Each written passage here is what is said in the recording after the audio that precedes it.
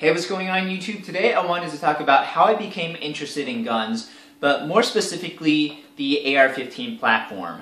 When it comes down to it, there's a lot of similarities between building a gun and building a computer. And I would imagine for those of you who are into cars, customizing your car is similar to both building a gun and building a computer. But you have a set goal in mind of what you want your gun to do. You have a set goal in mind of what your PC should accomplish.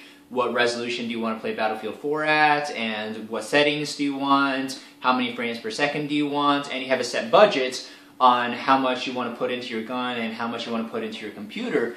But another striking similarity is pre-built PC gaming rigs and pre-built guns. With PC gaming, you can buy a proprietary system like that from Alienware. I know they do their own chassis and a lot of their motherboards are proprietary, or you could buy a assembled system from Origin PC or Falcon, CyberPower, iBuyPower, whoever. But this is a pre-built gun.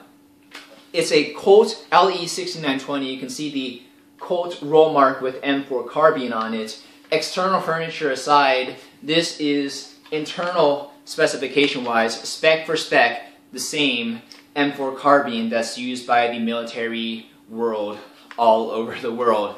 And the fire selector switch, obviously, it only goes to semi-automatic single shots because it's the law enforcement and civilian model. SWAT gets the select fire versions. But to make this gun Maryland compliant, you have to add a heavy barrel. So I changed out the barrel to a stainless barrel, and it's gorgeous with a matte stainless break. And it's bothering me that this is matte stainless instead of polished stainless.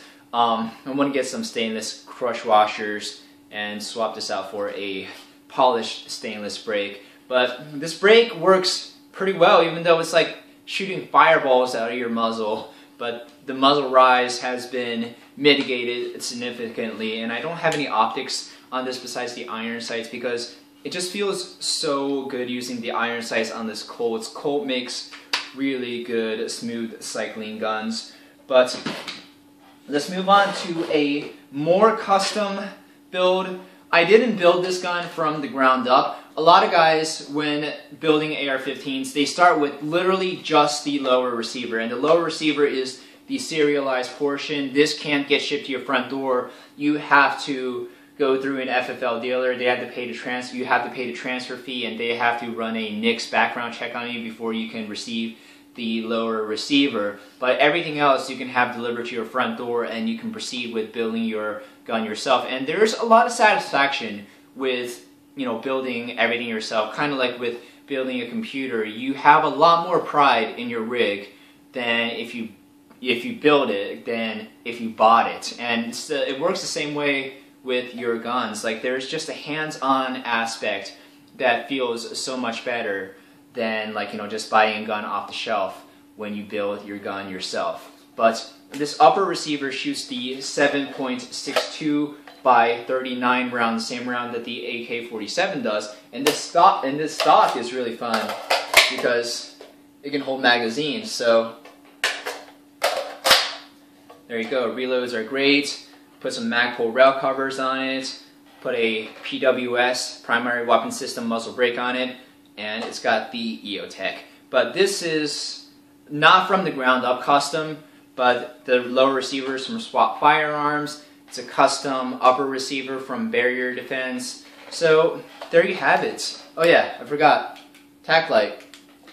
And there you have it. So, you know, you have really two guns that do the same thing, almost. They both make really loud noises and they allow you to punch holes in paper.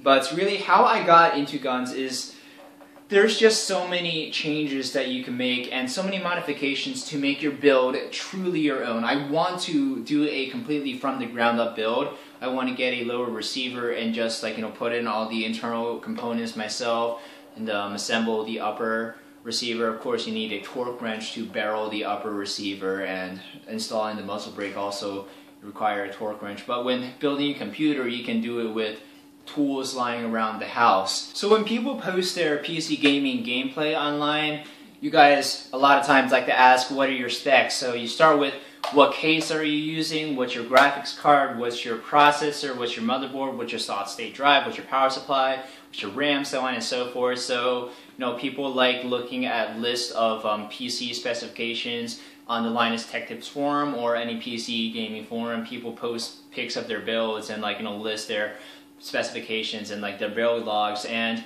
with gun builds, it's the exact same thing. People post pics of their rifle and people ask for specifications of the rifle. What's your handguard? Who makes your upper receiver? Who makes your lower receiver? What optic is that? Who does your, your gas buffer tube? And who makes your buffer spring? Who makes your foregrip? Who makes your, did I already say handguard? Yeah, I already said handguard. Who makes your ergo grip?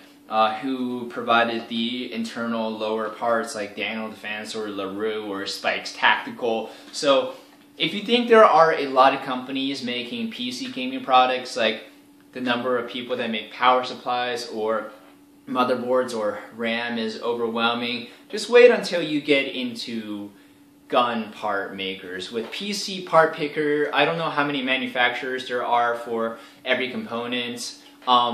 If you wanted to do a website like Gun Part Picker, kind of like the Mirror PC Part Picker, I don't think they would really have enough drop-down options to make Gun Part Picker a viable option, just because there are so many people making aftermarket gun components, especially for the AR-15.